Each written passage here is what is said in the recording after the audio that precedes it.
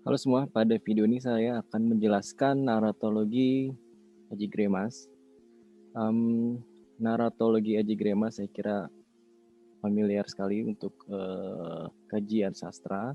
Ini sangat sering digunakan untuk kajian sastra ya. Jadi ketika Anda menggunakan analisis struktur, Anda dapat menggunakan model naratologi Ajigremas dalam mengkaji alur atau struktur karya sastra selain sekuen ya yang yang digagas oleh Todorov. Baik.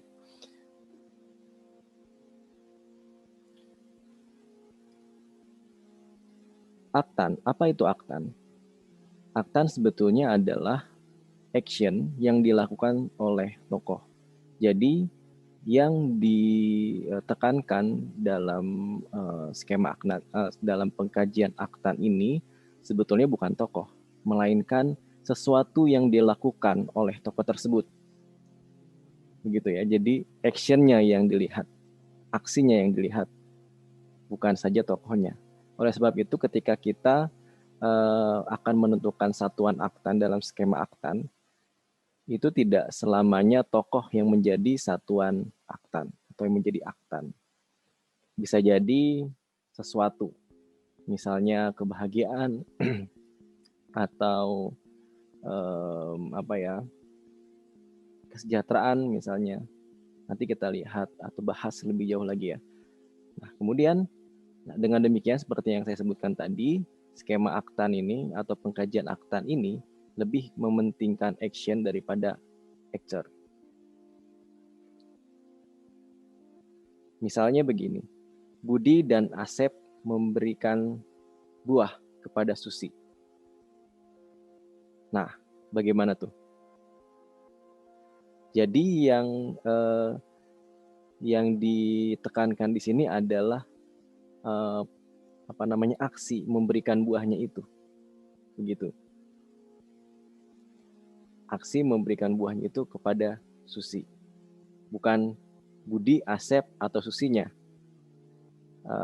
Nah, atau seperti ini, Asep memberikan bunga kepada dirinya sendiri. Kan tidak ada tokoh lain selain Asep ya, selain dirinya sendiri. Tapi tetap ini bisa kita kita uraikan menjadi aktan-aktan. Nanti kita lihat contohnya. Nah, berikut ini adalah skema aktan. Ada pengirim, objek, penerima, subjek, penolong, penghalang. Yang sering luput adalah tanda panah. Jadi ketika kita membuat skema aktan, jangan lupa menggunakan tanda panah, bukan sekadar garis. Nah, inilah penanda aksi begitu ya. Ini adalah penanda aksi. Subjek melakukan sesuatu untuk objek, kemudian pengirim yang menyebabkan objek ini bisa dicapai, lalu penerimanya adalah seseorang atau sesuatu yang menerima objek itu. Sementara subjek merupakan aktor utama dari skema aktan ini. Dia mungkin memiliki penolong, sesuatu atau seseorang yang menolong. Nah, penghalang ini adalah penghalang ketika subjek ini ingin mendapatkan objek. Bisa jadi dia adalah seseorang atau sesuatu. Oke, bagaimana caranya kita menentukan aktan-aktan ini? Pertama yang harus kita lakukan adalah menentukan objeknya dulu. Objeknya siapa? Misalnya kita membaca sebuah cerita. Nah, kita tentukan subjeknya siapa? Subjeknya tokoh misalnya. Kemudian apa yang ingin dicapai oleh tokoh itu? Maka itu adalah objek. Pengirimnya siapa dan penerimanya siapa? Biasanya penerima ini sama dengan subjeknya ya. Tapi bisa jadi bukan begitu. Bisa jadi tidak seperti itu sih. Tidak selamanya seperti itu. Kemudian siapa yang menolong dan siapa penghalangnya, itu bisa kita uraikan. Jadi tentukan dulu subjeknya. Mungkin saja antara satu peneliti dengan peneliti yang lain melihat subjek yang berbeda dalam satu cerita. Misalnya dalam cerita Cinderella, saya saya misalnya menentukan pangeran gitu ya menjadi subjek. Kalau peneliti lain, mungkin Anda akan memilih Cinderella menjadi subjek. Nah, dengan demikian kita memiliki skema aktan yang berbeda begitu. Nanti kita terangkan lebih jauh. Saya akan terangkan lebih jauh. Nah, sebetulnya ini yang saya tadi jelaskan ya. Pengirim atau sender adalah seseorang atau sesuatu yang mendorong atau menimbulkan keinginan subjek untuk mendapatkan atau mencapai objek.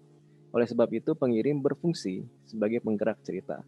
Oke, jadi satuan-satuan aktan ini sekali lagi tidak bergantung pada tokoh, tapi fungsi dari tokoh itu.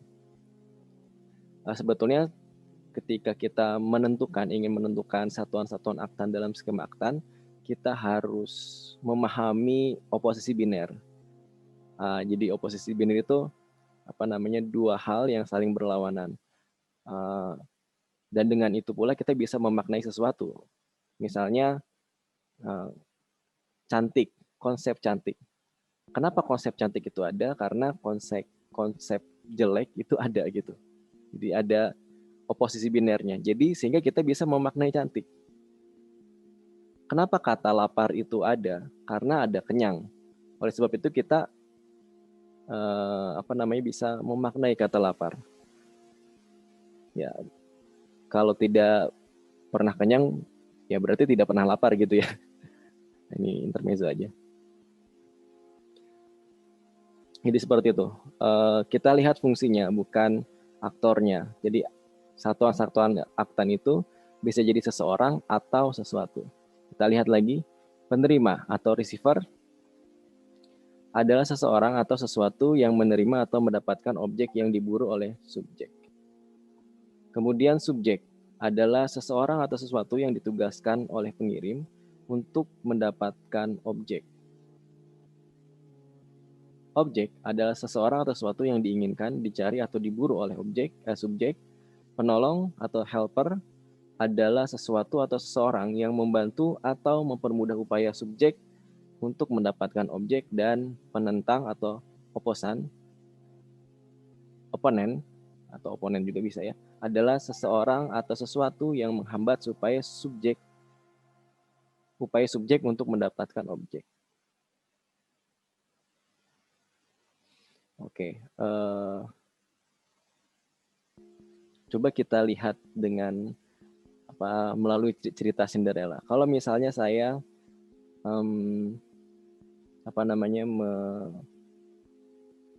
menentukan bahwa subjek cerita ini adalah Cinderella, siapa objeknya? Atau apa objeknya? Dalam cerita Cinderella, Cinderella itu ingin mendapatkan apa sih? Apakah pangeran? Sebetulnya tidak ya. Bisa jadi dia kalau menurut saya sih dia lebih membutuhkan ini ya, atau memburu kebahagiaan begitu. Memburu kebahagiaan. Caranya bagaimana? Caranya dengan hadir ke pesta itu. Karena setiap hari dia disiksa oleh saudara-saudara tirinya begitu. Sehingga dia ingin keluar atau menghadiri pesta itu untuk mendapatkan kebahagiaan. Kemudian, jadi pengirimnya siapa? Apakah pangeran? Mungkin bukan ya. Jadi siapa yang mengundang Cinderella untuk hadir dalam pesta itu, untuk hadir dalam kebahagiaan itu, untuk mendapatkan kebahagiaan itu? Tidak lain adalah pengawal kerajaan yang mengirim undangan, gitu kan? Nah, untuk mendapatkan kebahagiaan atau pesta, untuk datang ke pesta dan mendapatkan kebahagiaan, siapa yang menolong Cinderella atau apa yang menolong Cinderella? Ya, yaitu adalah putri. Peri. Kemudian siapa yang menghalangi? Tentu saja ibu tiri dan saudara tirinya. Nah, apakah Cinderella mendapatkan kebahagiaan itu? Ya, dia mendapatkannya, sehingga penerimanya adalah Cinderella itu sendiri. Nah, sekarang kalau misalnya kita menjadikan subjek dalam Aktan ini yaitu pangeran. Subjeknya pangeran. Apa yang ingin dicapai oleh pangeran? Yaitu seorang istri.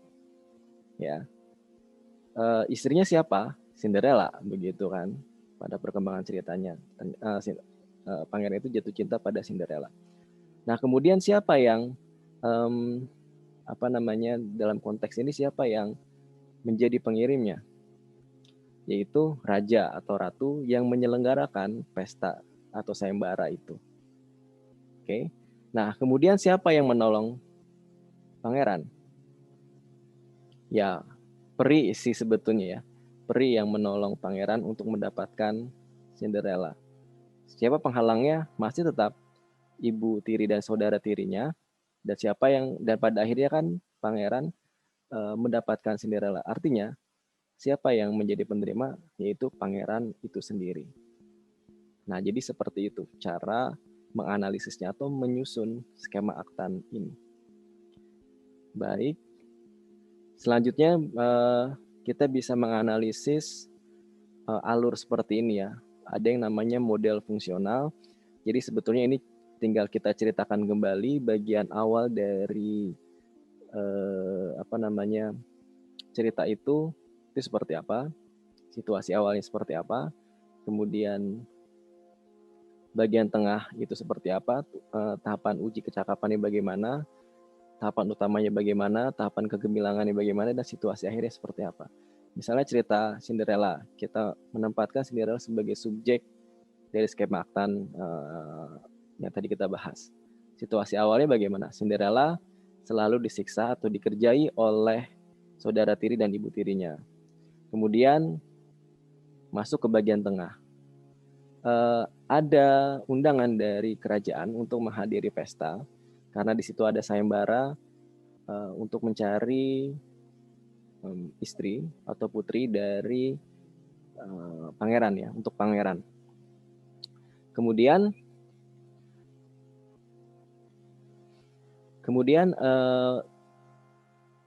ternyata ada hambatan begitu ya. Ternyata ada hambatan, Cinderella tidak memiliki baju dan tidak diizinkan oleh ibu tirinya untuk menghadiri pesta itu. Tahapan utamanya, Cinderella dapat menghadiri pesta itu dengan bantuan peri. Kemudian tahapan kegemilangannya, kemudian sebelum jam 12, sebelum masuk ke tahapan kegemilangannya, sebelum jam 12, Cinderella harus pulang, dan ketika itu sepatu kacanya tertinggal di tangga istana, misalnya begitu. Nah, akhirnya pangeran mencari Cinderella dan akhirnya ketemu Cinderellanya kan. Dan situasi akhirnya bagaimana Cinderella bisa menikah dengan pangeran. Nah, seperti itu. Jadi ketika kita sudah menyelesaikan skema Aktan, kita dapat menganalisis dengan model ini ya, model fungsional ini. Oke, kelebihan dan kekurangan dari narratologi Aji Gremas. Kelebihannya adalah menyajikan tokoh dan kisah yang lengkap, kemudian menunjukkan dikotomi atau oposisi biner antara tokoh protagonis dan antagonis. Nah, perlu Anda perhatikan bahwa untuk menentukan tokoh protagonis dan antagonis, kita harus melihat alurnya ya, bukan peran si tokoh. Jadi protagonis itu bukan tokoh yang baik, antagonis bukan tokoh yang jahat. Tapi protagonis adalah tokoh yang menjadi yang menggerakkan cerita, sehingga dia adalah tokoh sentral dalam sebuah cerita. Sementara antagonis adalah tokoh yang menentang ya peran protagonis begitu. Misalnya cerita di film Joker. Joker itu kan jahat ya. Tapi dalam cerita itu dia adalah tokoh protagonis, tokoh sentralnya. Sementara tokoh antagonisnya siapa? Ya mungkin lingkungan sosialnya atau malah keluarga Batman begitu. Nah, seperti itu. Jadi kita tidak melihat, untuk menentukan protagonis dan antagonis, kita tidak melihat sifat tokoh tersebut gitu. Oke, kekurangan dari narratologi ini, tidak semua cerita cocok dengan model pengkajian ini. Karena kalau kita lihat tadi ya, model fungsional ini ada bagian awal, bagian tengah, bagian akhir. Untuk sebagian besar cerita mungkin ada yang seperti ini. Tapi untuk cerita lain, saya kira mungkin juga tidak ada struktur yang seperti ini. Struktur dramatiknya beda begitu kalau kita melihat dari struktur dramatik atau model fungsional mungkin beda. Ceritanya nggak ada awalnya dan juga nggak ada akhirnya misalnya begitu. Bisa jadi begitu kan ya, mungkin seperti cerita Menunggu Godot misalnya, atau cerita-cerita yang eksperimental lainnya gitu. Jadi kita tidak mengetahui bagian awalnya di mana, bagian akhirnya di mana. Ya itu seperti labirin aja ya. Pernah saya membaca cerita seperti itu ya. Buatan siapa saya lupa lagi deh. Judulnya Kupu-kupu apa gitu. Jadi ceritanya seperti puzzle gitu. Nggak ada akhir, nggak ada awal. Ya sangat menarik. Baik, saya kira itu saja pemaparan dari saya. Terima kasih sudah menonton. Sampai jumpa di video berikutnya.